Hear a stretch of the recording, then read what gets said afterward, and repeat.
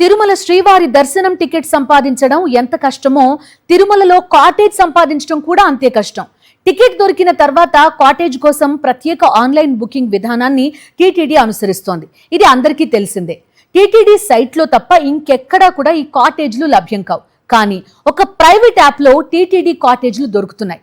ఒక ప్రైవేట్ యాప్లో తిరుమల తిరుపతి దేవస్థానానికి సంబంధించిన వసతి గదులు అందుబాటులో ఉన్న విషయం సాక్ష్యాలతో సహా బయటపడింది.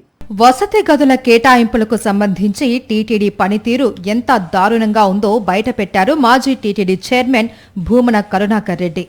అగోడా అనే మొబైల్ యాప్, ఆన్లైన్ పోర్టల్ ద్వారా టీటీడీ వసతి గదుల్ని కేటాయిస్తున్న విషయాన్ని సాక్ష్యాలతో సహా బయటపెట్టారు.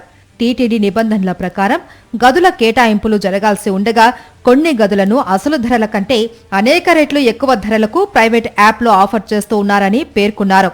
తిరుమలలో 1000 నుంచి 1800 రూపాయల లోపు అద్దె ఉన్న గదులను 18,000 రూపాయల వరకు విక్రయిస్తున్నట్లు తమ దృష్టికి వచ్చింది అన్నారు భూమన. ఆదిత్య బిర్లా, పాంచజన్యం, వికాస్ నిలయం, వకులమాత వంటి వసతి సముదాయాల పేర్లతో ఆ యాప్ వసతి గదుల్ని ఆఫర్ చేస్తోంది. దీనికి సంబంధించిన ఆధారాలను కూడా బయటపెట్టారు. అంటే 14,538 రూపాయలు ఆ రూమ్ రెంట్ అంట 20,700 రూపాయలు అయితే 18,000కే ఇస్తున్నామని చెప్తున్నారు. ఇంకొకటి 16,649 రూపాయలు అయితే 14,539కి ఇస్తారంట. I want non smoking room అంట కొండ మీద. మళ్ళీ I want non smoking room. ఇలాంటి వ్యవహారాలను గుర్తించడంలో టీటీడీ భద్రతా విభాగం పూర్తిగా విఫలమైందని భూమన విమర్శించారు. ప్రపంచవ్యాప్తంగా వేలాది మంది ఉద్యోగులతో పనిచేస్తున్న అంతర్జాతీయ యాప్లో టీటీడీ వసతి గదులు కనిపిస్తూ ఉంటే దానిపై ఎందుకు చర్యలు తీసుకోలేదు అని ప్రశ్నించారు.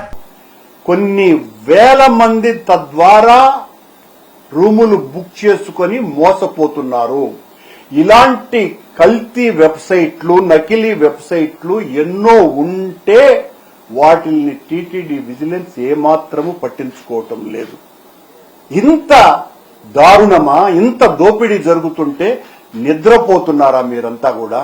ప్రపంచవ్యాప్తంగా ఉన్న భక్తులు నకిలీ యాప్లు, తప్పుడు బుకింగ్ల ద్వారా మోసపోతూ ఉంటే వాటిని అరికట్టలేకపోతున్న అధికారులు ఇతర అంశాలపై మాత్రం అధిక చొరవ చూపుతూ ఉన్నారని విమర్శించారు.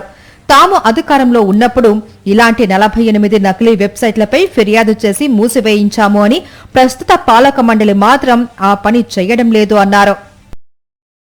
మరిన్ని అప్డేట్స్ కోసం ఛానల్ ను సబ్స్క్రైబ్ చేయండి. నోటిఫికేషన్స్ కోసం బెల్ ఐకాన్ పై క్లిక్ చేయండి.